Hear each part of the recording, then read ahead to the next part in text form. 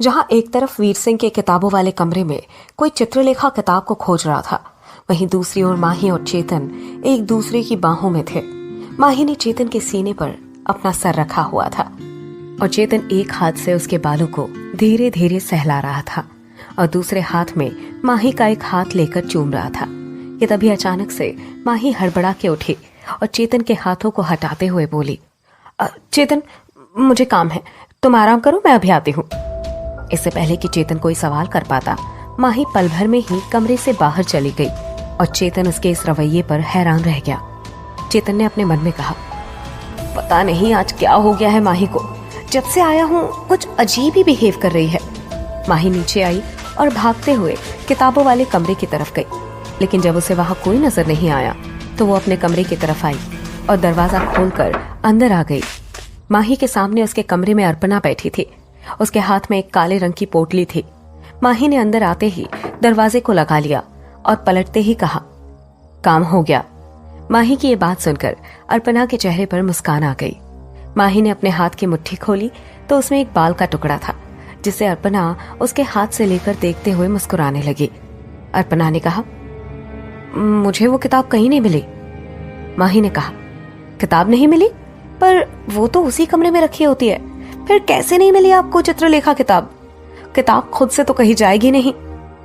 कुछ सोचकर माही ने कहा, ठीक है, मैं देखती हूँ, लेकिन अब आपको यहाँ से निकलना चाहिए। अर्पणा ने हाँ में सिर हिलाया और दोनों चुपचाप से घर के बाहर आए। अर्पणा ने अपने दुपट्टे से अपना चेहरा छपाया और वहां से फौरन निकल गई। उसके जाते ही माही ने राहत की सांस ली और धीरे से बोली, आई एम सॉरी चेतन, मुझे माफ कर देना, मुझे ये करना पड़ा, लेकिन मेरे पास दूसरा कोई और चारा नहीं था, मुझे तुम्हारे बाल को चुराना पड़ा। अपने मन में कहते हुए माही जैसे ही पलटी, उसके सामने चेतन खड़ा था। उसे अचानक से अपने पीछे देख माही घबरा गई। चेतन ने माही से पूछा, क्या हुआ है माही तुम्हें? तबीयत तो ठीक है ना तुम्हारी? ये तुम्हें क्या रहा है? अभी ऊपर तो इतना रोमांटिक हो रही थी तुम, और अभी ऐसे इतनी टेंशन में क्यों खड़ी हो यहाँ दरवाजे पर? चेतन के इस सवाल पर पहले तो माही चुप हो गई, फिर अपने आप को नॉर्मल करने की कोशिश करते हुए बोली, कुछ भी तो नहीं हुआ है मुझे, बस थोड़ी थकान की वजह से ऐसा हो रहा है, और कुछ नहीं। कहकर वो अपने कमरे की तरफ बढ़ने लगी, लेकिन उसकी आंखों में आंसू आ रहे थे जो कि चेतन देख नहीं पाया। जहां माही और अर्पणा चेतन और वीर सिंह से कुछ छपा रहे थे, वहीं दूसरी ओर फूलपुर गांव के पड़ोसी गांव में वही तांत्रिक जिसने खूनी वधू को वश में करने की कोशिश की थी, किसी शमशान घाट पर कुछ अजीब ही क्रिया करने की तैयारी में लगा हुआ था। नदी के किनारे शमशान की जमीन पर तांत्रिक एक त्रिकोण के बीचों बीच बैठा आंखें बंद किए कुछ बुदबुदा रहा था। उसके एक हाथ में एक खोपड़ी थी और दूसरे हाथ में मिट्टी का बना कटोरा था जिसमें अंगारे भरे थे।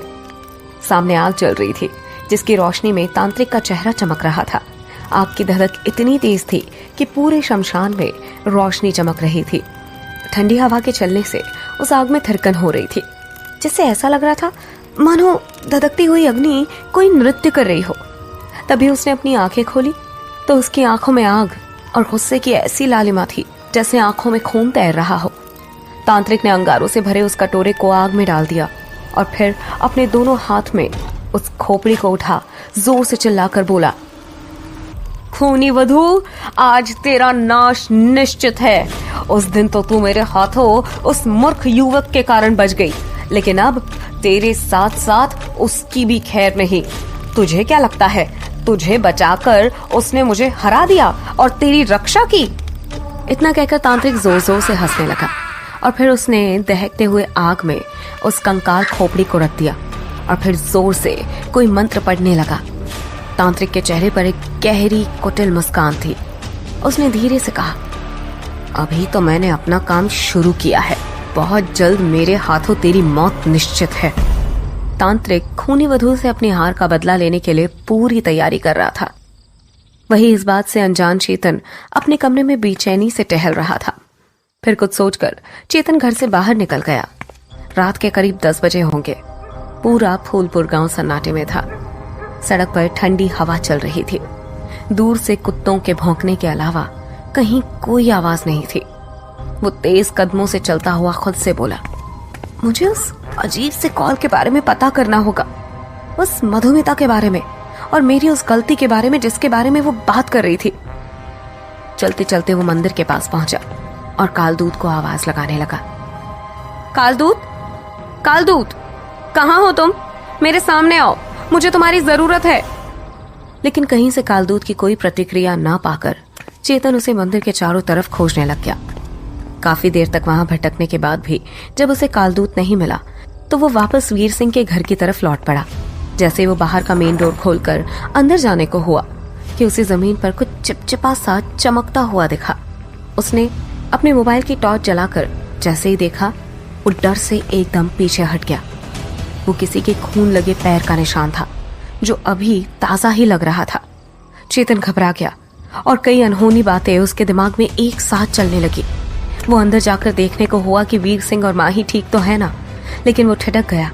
उसने देखा कि एक तो ये निशान घर से बाहर की तरफ जाते हुए दिख रहे थे और दूसरा कि अगले पैर का निशान इतनी दूरी पर था कि कोई साधारण इंसान इतने बड़े स्टेप्स नहीं ले सकता।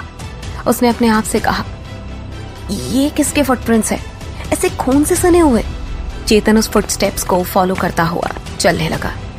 रात के अंधेरे में अपने मोबाइल की टॉर्च जलाकर चेतन नीचे की तरफ आंख गड़ाए उस ताजे खून लगे फुटस्टेप्स को फॉलो करता हुआ इतनी दूर निकल आया कि उसे पता ही नहीं चला कि चलते चलते वो कहाँ आ पहुंचा था।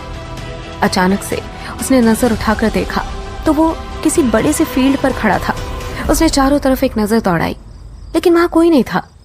फील्ड पूरी तरह से खाली थी और सिर्फ सर्द हवा के चलने की आवाज और कुछ कुत्तों के भौंकने की आवाजें आ रही थी।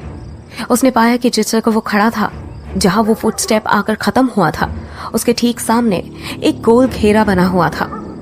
चेतन आगे बढ़ा और मोबाइल के टॉर्च की रोशनी वहां डाली तो एक छोटे से गड्ढे से ढेर सारी काली छोटी बड़ी चींटियां बाहर निकल रही थी।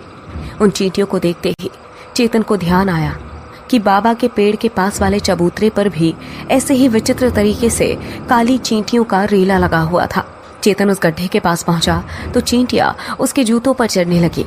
उसने बेचैनी से उन चींटियों को खुद से दूर किया। अचानक ही सारी चींटियां वहां से गायब हो गई तो चेतन आगे बढ़ा और कुछ सोचकर अपने हाथों से ही उस गड्ढे को कुरेदना शुरू कर दिया। पहले तो चेतन अपने हाथों से ही मिट्टी को खोदने की कोशिश कर रहा था, लेकिन जब इससे काम नहीं बना तो उसने पास ही पड़े एक लकड़ी के एक छोटे से टुकड़े को उठाया और उससे खोदने लगा। तभी मिट्टी कुरेदते कुरेदते अचानक से उस लकड़ी से गड्ढे के अंदर कोई ठोस चीज पर एक चोट पड़ी। चेतन रुक गया और फिर उसने वहां की मिट्टी को जल्दी जल्दी हटाना शुरू किया। अभी उसने थोड़ी मिट्टी हटाई ही थी कि अगले ही पल उसके रोंगटे खड़े हो गए। वहां अंदर उस गड्ढे के बीचों बीच एक खोपड़ी पड़ी थी। वो खोपड़ी ऐसी लग रही थी जैसे उसकी आंखें और उसका मुंह खुला पड़ा हो। हड़बड़ाकर चेतन पीछे की तरफ लुढ़क गया, लेकिन उसने अपनी सांसों को कंट्रोल किया और संभालते हुए उसने उस पर अपने मोबाइल के टॉर्च से फ्लैश मारा। जैसे उस खोपड़ी पर फ्लैश पड़ी, चेतन का दिमाग हिल गया। उस खोपड़ी के माथे पर उसे वही बोधमार्क दिखा जो हर्षवर्धन की पीठ पर और चेतन के सीने पर था। तभी उसने गौर से देखा कि खोपड़ी पर कुछ लिखा भी है जो मिट्टी से ढका हुआ था। उसने उस पर से जल्दी से मिट्टी को हटाने के लिए जैसे एक फूंक मारी। उसके आश्चर्य का ठिकाना ना रहा। उस पर लिखा था, जो छिपा है वही सामने है। चेतन की आंखें खुली की खुली रह गई। उसने खोपड़ी को अपने हाथ में ले लिया और आगे पीछे पलट कर देखने लगा, लेकिन उस बर्थमार्क और एक लाइन के अलावा उस खोपड़ी पर कुछ भी नहीं था। तभी उस खोपड़ी के भीतर से काली चींटियां निकलकर चेतन के हाथों पर रेंगने लगी तो उसके हाथ से घबराहट के कारण वो खोपड़ी छूटकर नीचे गिर गई। चेतन पीछे की ओर हटा और तेजी से दौड़ता हुआ वहां से भागने लगा। सियारों के रोने की आवाज से रात का सन्नाटा भंग हो रहा था और चेतन भागता ही जा रहा था कि तभी उसके पास से एक ठंडी हवा होकर गुजरी तो उसके कदम ठिठक गए। हाँफते हुए चेतन ने चारों तरफ देखा। अगले ही पल उसे रात की रानी के फूलों की खुशबू का एहसास हुआ तो वो चौकन्ना खड़ा हो गया। अंधेरे में उसे अपने सामने किसी की परछाई नजर आई तो चेतन ने धीरे से कहा, चित्रलेखा, क्या तुम हो यहाँ? चेतन के सवाल पर खूनी वधू के पायलों की आवाज आई जो चेतन की ओर ही बढ़ रहे थे। खूनी वधू चेतन के पास आकर रुकी तो उसके चेहरे पर एक कातिलाना मुस्कुराहट थी, जिसे देख पहले तो चेतन हैरान हुआ, लेकिन फिर उसने सवाल किया, क्या हुआ? क्या तुम मुझे कुछ बताने आई हो? उसके इस सवाल पर खूनी वधू की मुस्कुराहट और भी बढ़ गई और वो चेतन के चारों तरफ घूमते हुए उसे देखने लगी। उसके चेहरे पर एक अलग ही चमक थी जिससे उसकी खूबसूरती दुगनी हो रही थी। उसके माथे पर लगी लाल बिंदी और चमकती हुई माथा पट्टी के बीच उसके काले लहराते बाल चेतन का ध्यान अपनी ओर खींच रहे थे। तभी उसने पीछे से चेतन के कंधे पर हाथ रखा और उसके कानों के पास आकर धीरे से बोली, चेतन, मेरे साथ आओ। उसकी आवाज सुनकर चेतन पीछे मुड़ा और उसके पीछे पीछे जाने लगा। खूनी वधू का दुपट्टा हवा में लहरा रहा था और चेतन उसके पीछे चला जा रहा था। खूनी वधू से लेकर अपनी उसी खंडहर वाली हवेली पर आई। हर तरफ गहरा सन्नाटा था। पायलों की छन छन और हवा के कारण मंदिर की घंटियों की आवाजें आ रही थी और चेतन बिना सोचे खूनी वधू के पीछे चला जा रहा था। हवेली के पास पहुंचते ही चेतन रुक गया तो खूनी वधू पीछे मुड़ी और मुस्कुराते हुए बोली, क्या हुआ चेतन, अंदर आओ। चेतन ने कहा, लेकिन तुम मुझे यहाँ क्यों लेकर आई हो? क्या बताना चाहती हो तुम मुझे? खूनी वधू ने कुछ भी नहीं कहा और चेतन के बिल्कुल करीब आकर खड़ी हो गई। उसकी आंखों में देखते ही चेतन को झटका लगा, क्योंकि उसकी आंखें अजीब ही तरीके से ग्लो कर रही थी। आज तक चेतन को उन आंखों में दर्द दिखा था, तड़प और मदद की उम्मीद दिखी थी, लेकिन आज उसकी आंखों में एक अलग ही नशा दिख रहा था। हवा के कारण उड़ते बाल उसके चेहरे पर आ रहे थे और चेतन आज पहली बार उसकी खूबसूरती में खोए जा रहा था। खूनी वधू पलटी और वापस हवेली के भीतर जाने लगी तो चेतन भी किसी सम्मोहित इंसान सा उसके पीछे जाने लगा। खूनी वधू के पायलों की आवाज हर तरफ गूंज रही थी और हवाएं हवेली के भीतर के अधजले पर्दों को उड़ा रही थी। खूनी वधू उसे कमरे के पास आकर रुक गई जो भूतकाल में चित्रलेखा का कमरा हुआ करता था। चेतन भी चुपचाप से वहां आकर रुक गया तो खूनी वधू उसे लेकर कमरे के भीतर आ गई। उसने उसके हाथ को पकड़ा और सामने पड़े बिस्तर पर धकेल दिया। अगले ही पल खूनी वधू की आंखें चमकी तो बिस्तर पर गिरा चेतन एकदम से होश में आया और घबरा कर उठ बैठा। अपने सामने खूनी वधू को देख और खुद को हवेली के भीतर देख चेतन बुरी तरह से चौंक गया और बोला, ये यहाँ क्यों लेकर आई हो मुझे? क्या बात है, तुम ऐसे क्यों? चेतन अपनी बात पूरी करता कि खूनी वधू हंसने लगी और चेतन के बिल्कुल करीब आकर उसकी आंखों में देखते हुए बोली, गलती का भुगतान तो करना पड़ेगा ना चेतन। इतना कहते ही खूनी वधू के आंखों का रंग खून सा लाल हो गया और उसके चेहरे के भाव बदल गए। जहां एक पल पहले वो मुस्कुरा रही थी, वहीं अब उसके चेहरे पर गुस्सा नजर आ रहा था। उसके बाल हवा में लहराने लगे और कमरे में रखी चीजें हवा में उड़कर जमीन पर गिरने लगी तो चेतन इससे सहम गया और घबराते हुए बोला, चित्रलेखा, क्या हुआ है? अपना गुस्सा शांत करो। देखो, मैं चेतन हूँ। चित्रलेखा, तुम क्यों ऐसे गुस्सा हो रही हो? लेकिन चेतन के सवाल खूनी वधू पर कोई असर नहीं डाल रहे थे, बल्कि उसका गुस्सा और भी ज्यादा बढ़ रहा था। उसके चेहरे पर एक तेज चमक आ रही थी। उसने चेतन को जैसे ही पकड़ा, चेतन फिर से अपने होश खो बैठा और उससे सम्मोहित हो गया। खूनी वधू ने उसे वापस से बिस्तर पर धक्का दिया तो चेतन गिर पड़ा। चेतन, जो इस वक्त अपने होश में नहीं था, उसे ऐसे देख खूनी वधू जोर जोर से हंसने लगी। क्या करने वाली है खूनी वधू चेतन के साथ?